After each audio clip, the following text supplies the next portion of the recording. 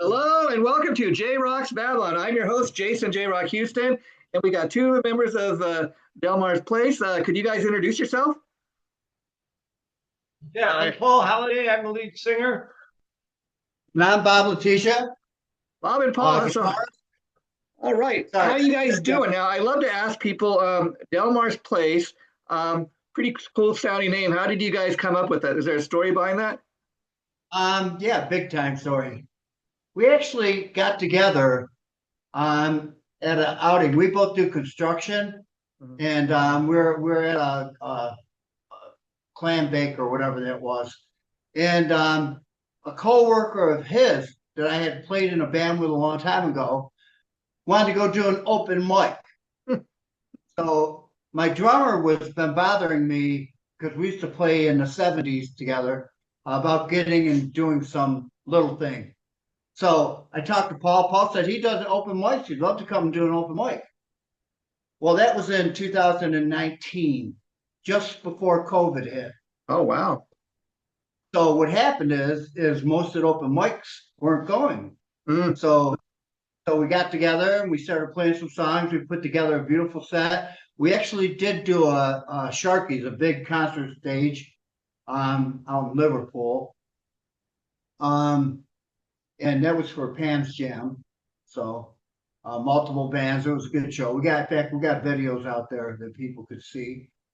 But anyways, we had gotten together just to do a couple open mics. That's all this was supposed to be. Okay. And then we got to the point where we had enough songs where we could go out and play, not a long set, but a short set. And then eventually Bob came up with the idea, let's introduce some originals. Well, I'll tell you why. Because Paul is a storyteller. And he tells stories all the time. Comes to practice and I'm not going to ask him to tell a story right now. You can listen to the album. But he was telling a story and it reminded me of some music that I was working on, and the words just came out right. And that was Bad Boy. That was our first song. Okay, wow. Yeah. And we wrote the song from his memory, kind of my experiences in being out singing, with bands and we're doing open mics or whatever, messing with girls, trouble and carousing and doing all stuff I shouldn't have done. So the song really tells the story itself. So it's not really about me, but it's about things kind of like I've been involved with.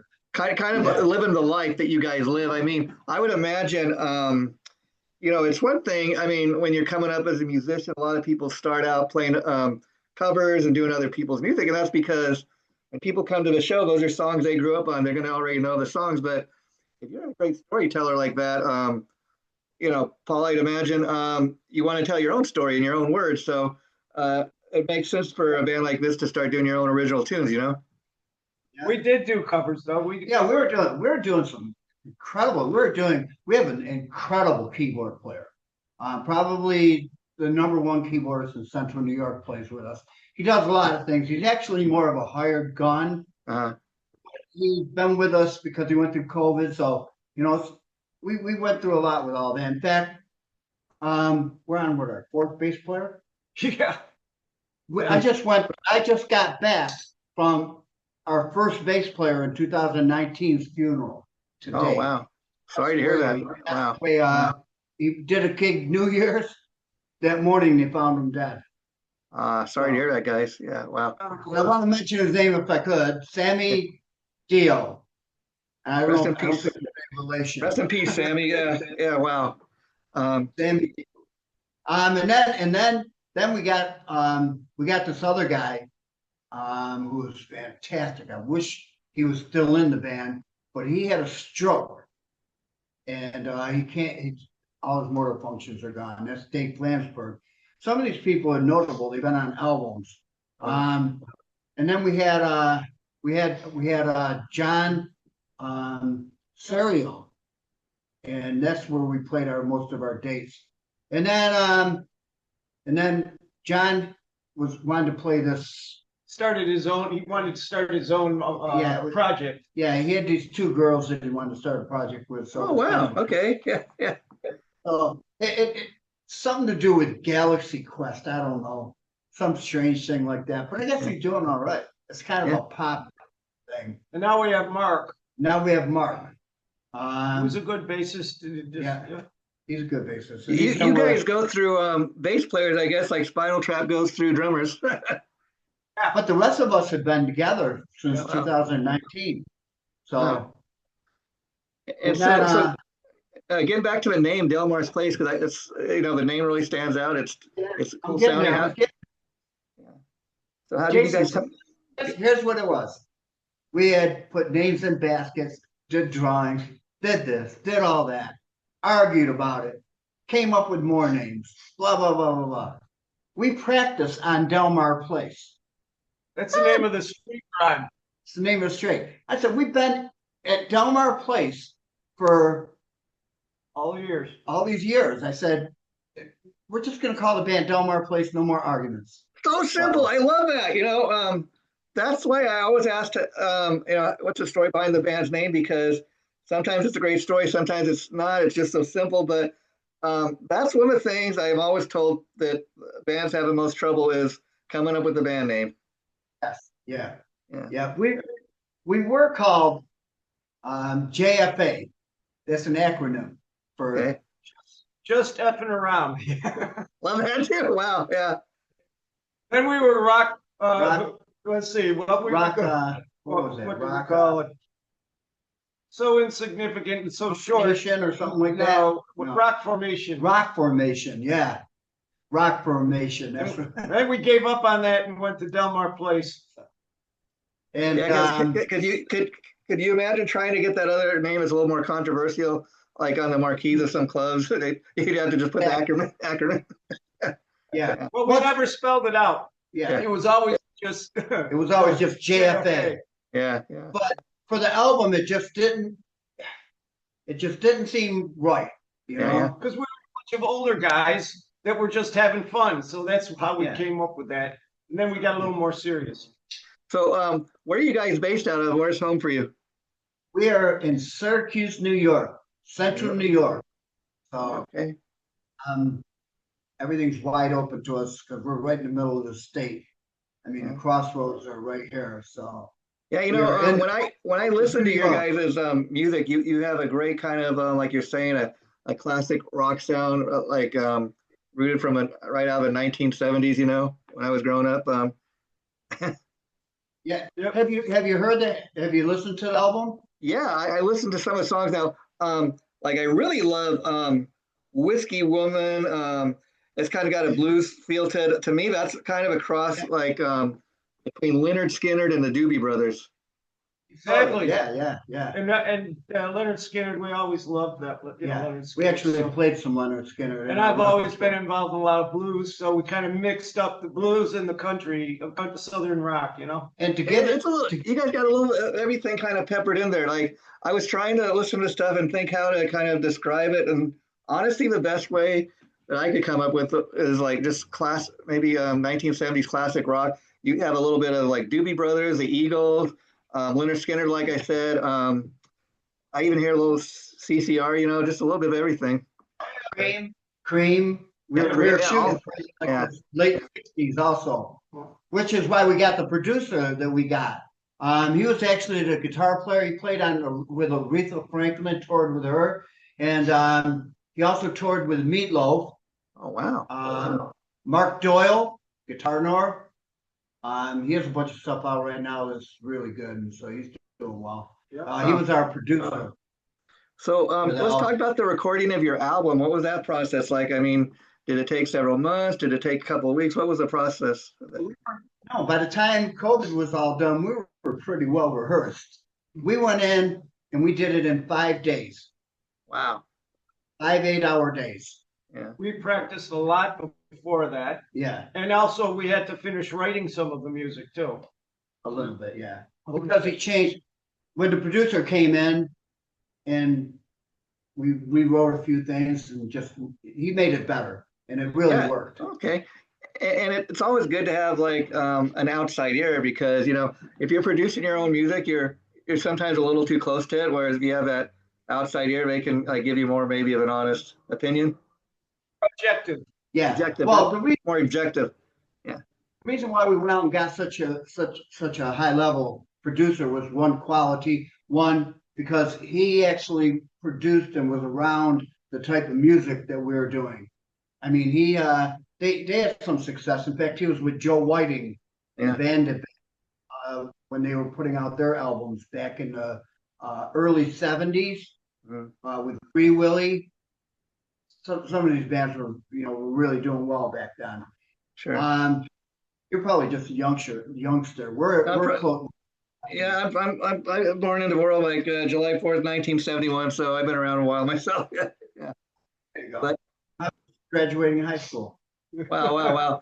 But yeah, see, so what's interesting is I think why people will like this band and your guys' music is I hear the influence is definitely coming out, but you don't come across as a band that's like trying to be a clone of any one thing or any one influence. You've got a unique sound in that it's got that classic 1970s classic rock sound, but it's a little bit of everything. So I think people listen to the have been there too, if you notice. Yeah. All on You and the Night.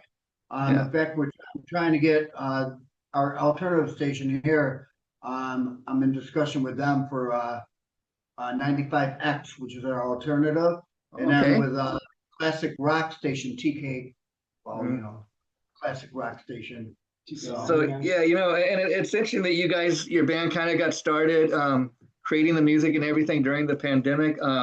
There had to be a time during, while you're recording these songs and creating these new tunes where you really didn't know if the band was going to have a chance because, you hear all these politicians.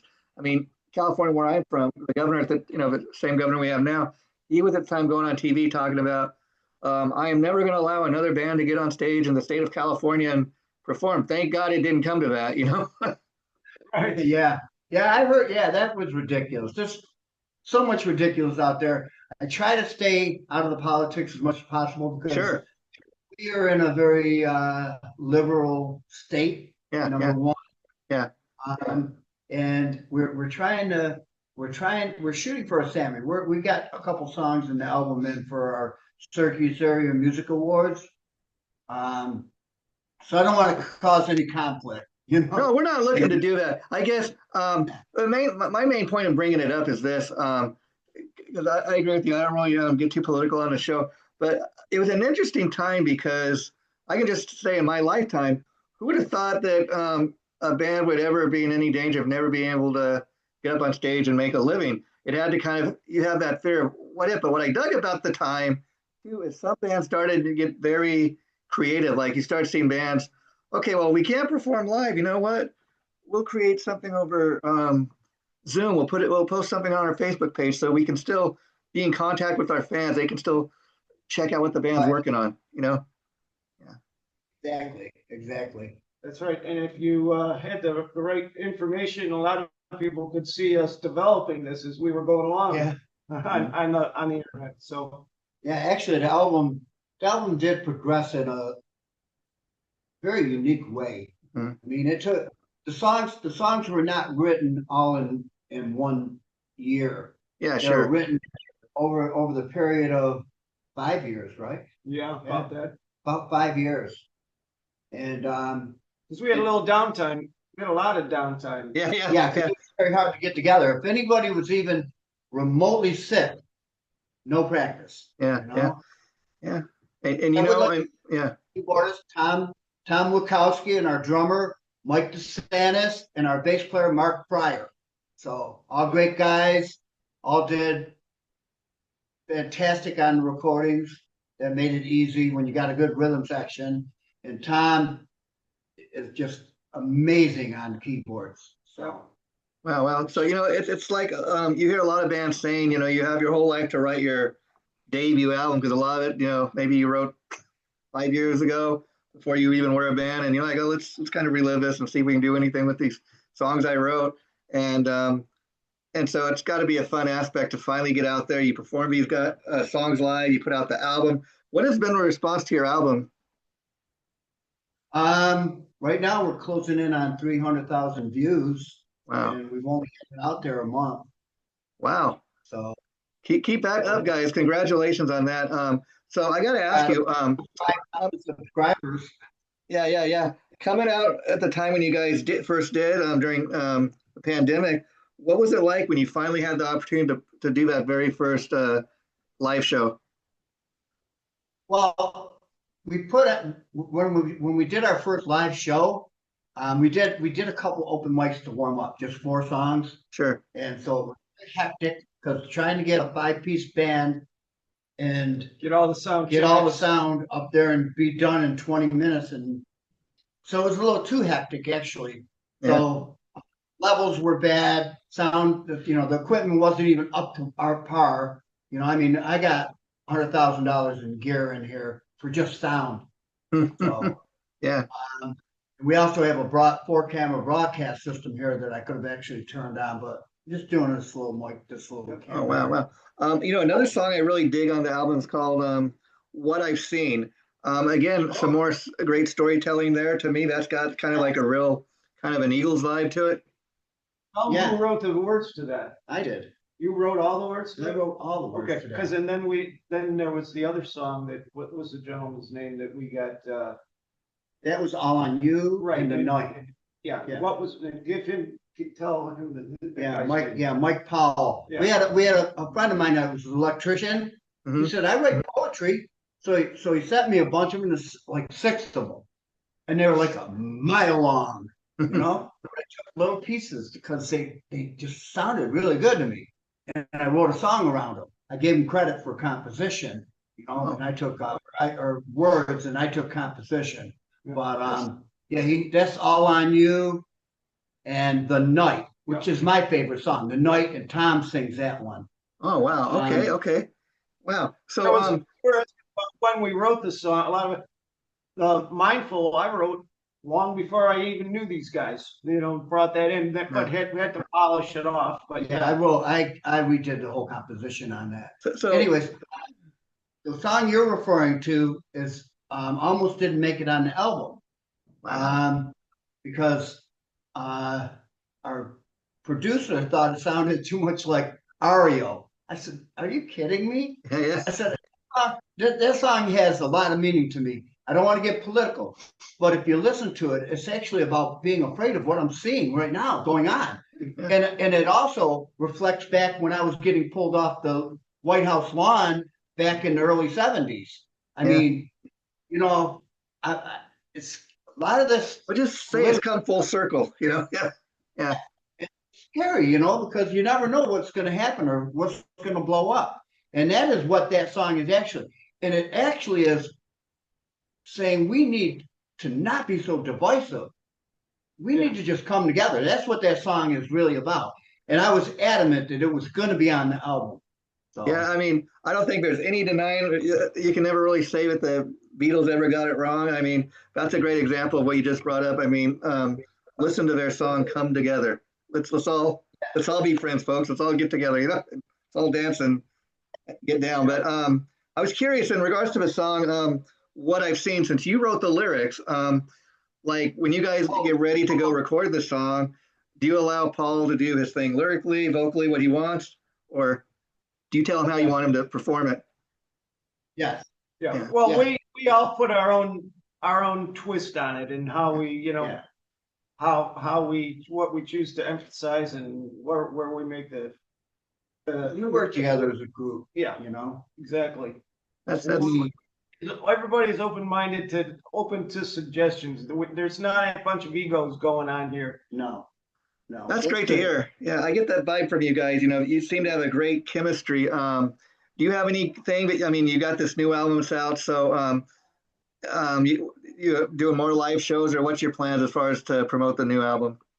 We're trying to finish up the videos. I'm working on a tour, like a 5-venue tour, through the state, probably from Rochester down maybe over to Albany. Not exactly, nothing's concrete. I've had a couple other bands from our record management company want to work with us on some things, and of course Tom from Firerock, so we're looking right now. We're trying to finish up the videos. Oh, great! Well, we'll have you guys come back on once the video drops. But I will say I want to give a huge shout out to our mutual friend Tom Collier from Firerock Music Group. He's the president of the label, of course, and he helped set up the interview today. So thanks, Tom. But I want to ask you guys real quick in regards to Tom and the label. How did you initially hook up with them? Did they reach out to you? Did you send them some music? Well, when we did our record release party, we actually brought in Trickster. Yeah. Remember the band Trickster? Sure. Yeah. Brought Trickster in, and we did our record release with them to really have all the full advertisement. And, that's and great. Radio station, billboards, and Tom sees a lot of bands. It was a big venue, a 22,000 seat venue. So okay, we're up against some stiff competition that we wouldn't have had if it would have gone down on the original date.